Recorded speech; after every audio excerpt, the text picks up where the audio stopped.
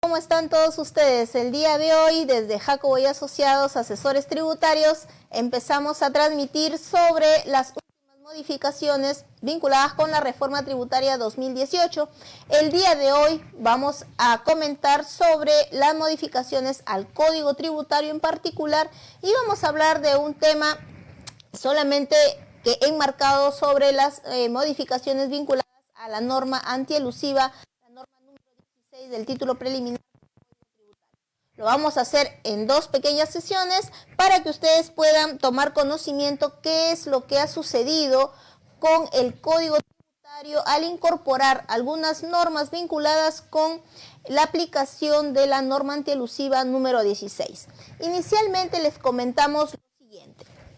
Recordarán ustedes que en el año 2012 se modificó, mejor dicho, se incorporó dentro del título preliminar del Código Tributario la norma número 16, denominada la famosa norma antielusiva general.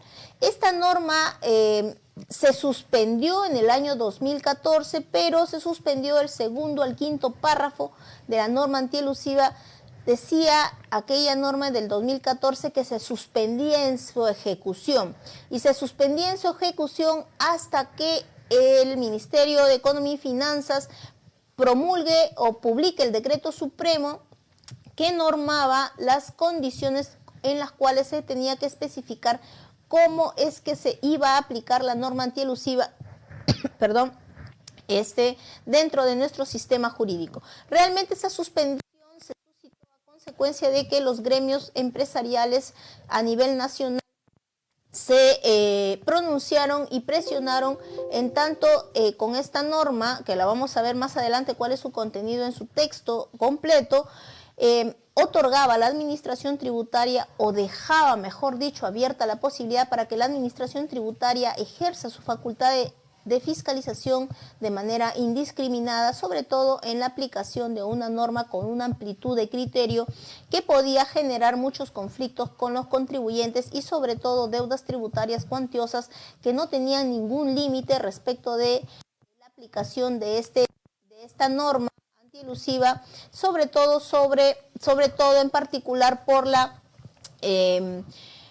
posibilidad que tenía el agente fiscalizador de aplicar su criterio sin ningún límite, y eso es lo que se trata de ahora normar con la publicación en el Código Tributario de algunas modificaciones vinculadas justamente con esto. Vamos a conversar lo que ha suscitado, por ejemplo, el decreto 1422 que está vigente a partir del 14 de septiembre de este año, del artículo 62A del plazo de fiscalización definitiva. Para explicarles algo, recordarles, la fiscalización definitiva, como todos ustedes saben, es la fiscalización que se realiza a todos los elementos de la determinación tributaria y esta tiene un plazo establecido en el artículo 62A, que el procedimiento de fiscalización debe durar 1 año, ampliable a 2 años, ¿no? Por algunas situaciones establecidas en la misma ley. Pero en el numeral 13 se planteaba la excepción al plazo y solamente estaba considerado aplicable en los casos de los procedimientos de fiscalización iniciados bajo o con la aplicación de las normas de precios de transferencia. Pero se ha adicionado a este supuesto, o sea, la excepción del plazo de 1 año, a los procedimientos de fiscalización definitiva en los que corresponda remitir el informe a que se refiere el artículo 62. ¿A qué informe se refiere el artículo 62C? Vamos a ver ahora el informe al comité revisor, que es lo que ha incorporado el decreto legislativo 1422 en el Código Tributario. Ha incorporado el artículo 62C, la aplicación de los párrafos segundo al quinto de la norma número 16 del título preliminar del Código Tributario. Dice este artículo que la aplicación de dichos párrafos se efectúa en un procedimiento de fiscalización definitiva. Eso ya lo hemos visto con el comentario del artículo anterior. Pero acá dice, y siempre que el órgano de la administración tributaria lleve a cabo dicho procedimiento, cuente previamente con la opinión favorable del denominado comité revisor. Entonces, estamos hablando que para la aplicación de esta norma antielusiva, del segundo al quinto párrafo, será necesario no solamente que se desarrolle o se aplique dentro de un procedimiento de fiscalización definitiva, sino que debe existir la opinión favorable del denominado comité revisor. Solamente bajo esas dos circunstancias será aplicable estas normas antielusivas de la norma número 16. Señala también este artículo que la competencia alcanza, si es que fuera necesario, evaluar situaciones o relaciones económicas en las cuales pueda ser de aplicación el primero y último párrafo de la norma número 16. Vamos a ver nosotros al final qué es lo que dicen las normas de los párrafos de esta norma número 16 para que más o menos nosotros entendamos cuáles son los lineamientos sobre los cuales la administración tributaria va a desarrollar no solamente el procedimiento mismo de fiscalización, sino también cuál va a ser el criterio que va a tomar este comité revisor a efectos de poder evaluar estos posibles planeamientos tributarios agresivos, que es para lo que se va a utilizar la norma número 16 realmente. Vamos comentando qué es lo que ha establecido el Código Tributario respecto al procedimiento que se va a seguir en esta fiscalización definitiva, donde se pretende aplicar la norma número 16 del segundo al quinto párrafo. Dice que llevado a cabo el procedimiento debe emitirse un informe. Este informe se remitirá con el expediente de manera conjunta, o sea, el expediente de fiscalización, al famoso comité revisor. Este comité revisor tendrá que someter evidentemente a una evaluación y sobre ello emitir una opinión. El informe previo que emite el auditor, que será remitido al comité revisor, será notificado al sujeto fiscalizado. Esto a mí me parece una posición interesante respecto de la posibilidad que tiene el sujeto fiscalizado de ejercer su legítimo derecho de defensa dentro del procedimiento de fiscalización respecto de la elaboración de un informe sometido a una opinión de este comité revisor. Pero también señala esta norma que el sujeto fiscalizado deberá declarar, dice, al órgano que lleva a cabo la fiscalización los datos, dice, de todos los involucrados en el diseño o la aprobación o ejecución de los actos, situaciones económicas, materia del referido informe. ¿Esto qué quiere decir? Si el informe de fiscalización, el informe del procedimiento de fiscalización sometido a opinión del comité revisor involucra ¿no? Evidentemente alguna situación de planeamiento tributario, lo que se está exigiendo aquí es que el sujeto fiscalizado proporcione los datos de quienes estuvieron involucrados en el diseño, la aprobación y la ejecución de los actos.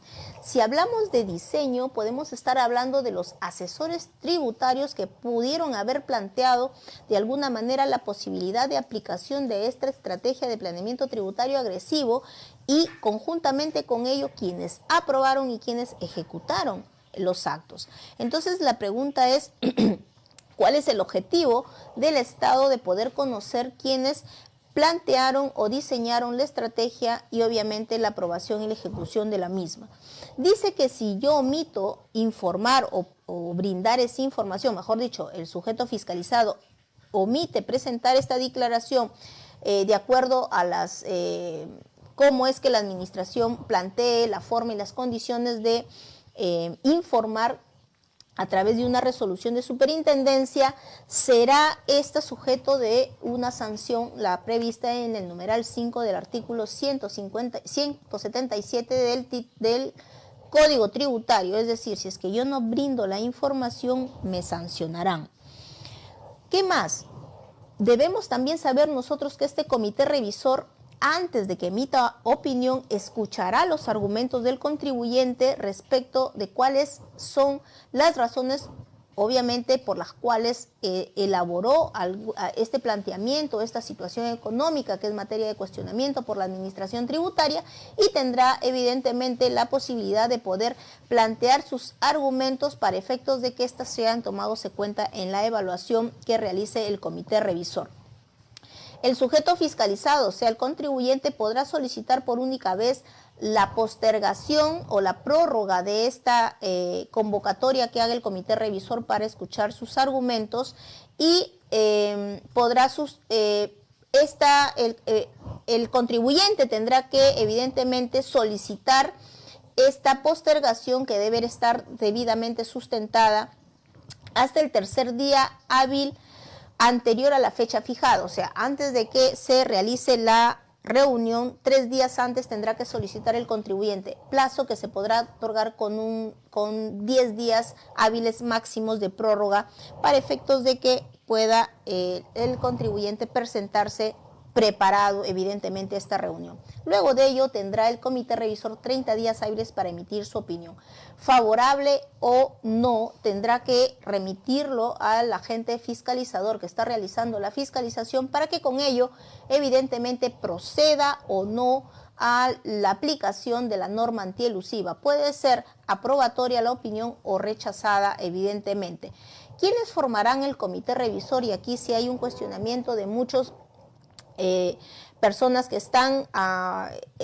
estamos evaluando este tema. Es que será conformado por 3 funcionarios de SUNAT, y que señala ahí que será una convocatoria para aquellos contadores o abogados que hayan desarrollado mínimo, que tengan una experiencia mínima de 10 años en labores de auditoría, de determinación tributaria o de interpretación de las normas tributarias dentro del sector público. Evidentemente esto nos lleva a pensar que SUNAT será juez y parte dentro de la determinación de la aplicación de la norma antielusiva respecto de los contribuyentes fiscalizados, y aunque SUNAT diga que esto no es así, evidentemente estamos nosotros ante un comité que será juez y parte, ¿no? Porque, dicho sea paso, está bien que tengan la antigüedad que plantean ahí, pero no necesariamente pues estaremos nosotros ante una opinión posiblemente que no tenga ningún interés, digamos, o que sea una opinión de análisis que sea totalmente objetiva, puesto que forman parte de la administración tributaria. Señala que la opinión que emita este comité se emitirá por mayoría, y se emitirá sobre la existencia o no de los elementos suficientes para aplicar la norma, y evaluar aspectos también que no han sido expuestos en el mismo informe, y en todo caso podrá disponer que el expediente más el informe para que se hagan las aclaraciones correspondientes. El informe, la opinión que emita el comité revisor será vinculante para SUNAT. ¿Esto qué quiere decir?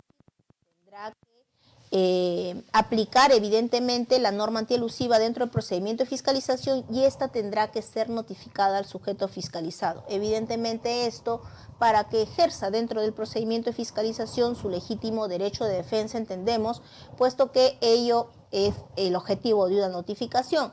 Aclara la norma, el artículo 62C, que este informe final que contenga la opinión de este comité revisor no será materia de impugnación o no puede ser susceptible de impugnación. Entendemos que la impugnación será respecto de las resoluciones de determinación o de multa que se emitan en el procedimiento de fiscalización, con los cuales concluirá este procedimiento y se podrá impugnar vía reclamación y después, si es que no es favorable, vía apelación ante el Tribunal Fiscal. ¿Qué es lo que dice la norma 16? Y la norma suspendida es la del segundo al quinto párrafo. ¿Qué dice la norma el párrafo número 1? El párrafo número 1 nos habla de la realidad económica, la verdadera naturaleza del hecho imponible. Dice, si es que SUNAT determina la verdadera naturaleza, tomará en cuenta los actos, situaciones y relaciones que efectivamente se realicen, persigan o establezcan los deudores tributarios. ¿Y qué decía o qué dice el sexto párrafo? En caso de actos simulados, según lo dispuesto en el primer párrafo en el que acabamos de mencionar, se aplicará la norma tributaria correspondiente. Y entonces esos eran los párrafos que estaban vigentes. El tema de la realidad económica, que siempre ha estado vigente en el título preliminar del Código Tributario, sino que a raíz de la incorporación de esta norma número 16 se trasladó el texto a esta norma. Lo que se suspendió fueron los siguientes párrafos que vamos a leer en este momento para nosotros tener en consideración qué es lo que en adelante va a ser sujeto de aplicación. Dice, en caso se detecten supuestos de elusión de normas tributarias, o sea, la denominada elusión tributaria, que no es delito tributario, ¿qué es lo que significa la elusión? Es encontrar vacíos normativos, digamos partes grises en las cuales pueden ser sujetas de una aplicación y de una interpretación que pueda favorecer al contribuyente en un ahorro tributario. Esto no es delito tributario. No obstante ello, dice que la SUNAT se encontrará facultada de exigir la deuda tributaria o disminuir el porte de saldos, créditos a favor y pérdidas sin perjuicio de la restitución de los montos indebidamente devueltos, si es que estamos hablando de devoluciones. Pero miren, el tema de la elusión te dice que tendrá que exigir la deuda tributaria. En primer lugar, cuando existe el tema de elusión fiscal, no hay deuda tributaria involucrada, señores. O sea, cuando yo evado, cuando exista un delito tributario, ahí sí hay una deuda tributaria involucrada, en primer lugar. Cuando hay un tema elusivo, que es la planificación fiscal, eso tiene que ver con un ahorro tributario, no con una deuda tributaria. O sea, no es que yo planteo una alternativa de planeamiento tributario o lo que fuera y SUNAT lo califica como eso, como una elusión, significa que ello per se me genera una deuda tributaria. No es así. Bueno, ahí está la norma y así está todavía redactada. Cuando se evite, dice, total o parcialmente la realización del hecho imponible o se reduzca la base imponible o se obtengan saldos o créditos y lo demás, dice, mediante actos de los que presenten en forma concurrente las siguientes circunstancias. ¿Cuáles? Que individualmente o forma conjunta sean artificiosos o impropios para la consecución del resultado obtenido. ¿Quién calificará si es artificioso, si es impropio? ¿No? Que de su utilización resulten efectos jurídicos o económicos distintos al ahorro o a la ventaja tributaria, que sean iguales o similares a los que se hubieran obtenido con los actos usuales y propios. Realmente es bastante gaseoso, muy subjetiva la aplicación de la norma, por eso es que fue suspendida, por eso es que se cuestionó. Aún está así redactada y al parecer ahí se mantendrá. Será SUNAT, dice, la que aplicará la norma que supuestamente correspondería en actos usuales y se entiende por créditos tributarios y hace una definición de qué es lo que es créditos tributarios. Entonces, miren amigos, la norma antielusiva resulta por demás cuestionable y vamos a ver qué es lo que este famoso comité revisor será quien determine cómo es que la norma se aplicará. Bueno, lo cierto es que también hay que tener en cuenta lo que se ha señalado en la segunda disposición complementaria final del Decreto Legislativo 1422, que debemos tener en consideración es lo siguiente, que lo que acabamos de revisar en el artículo 62C se aplica respecto de los procedimientos de fiscalización definitiva en los que se revisen actos, hechos o situaciones producidos desde el 9 de julio del 2012. O sea, ¿qué quiere decir? Que a esas alturas el artículo 62 se está publicando en este año, es en el 2018, pero va a ser aplicable para aquellos hechos o situaciones desarrolladas o realizadas a partir del 19 de julio del 2012 hacia adelante. O sea, estamos hablando de que va a ser una norma de aplicación retroactiva. Eso es lo que está sucediendo acá. Y sobre hechos o situaciones producidos desde el 19 de julio del 2012, cuando la norma estaba suspendida, no existía un tema claro sobre la aplicación de la norma antielusiva, es más, aún no está reglamentada. Entonces, ¿cómo podemos entender que será aplicable a esos hechos? Eso era un riesgo que se analizó en aquella oportunidad en que se suspendió. Bueno, se está, al parecer, ya trasladando en esta disposición completa un tema bastante delicado.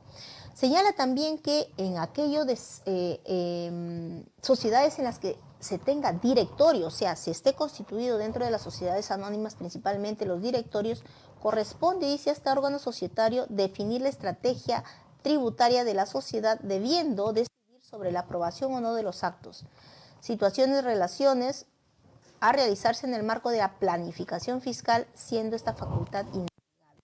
O sea, está involucrando al directorio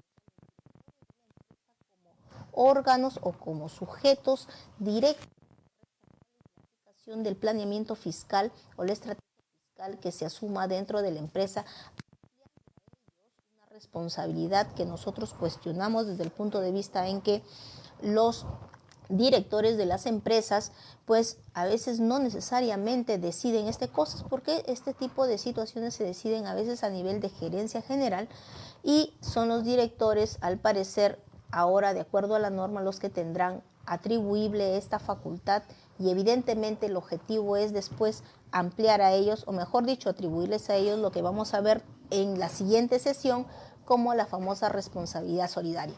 Amigos, hasta aquí culmino con la primera parte del tema de la norma antielusiva, no sin antes invitarlos a compartir este video para mantenernos siempre actualizados en temas tributarios, y en estas oportunidades vamos a ir hablando de manera progresiva sobre las modificaciones de la reforma tributaria de este año. No duden en compartir este video, síganos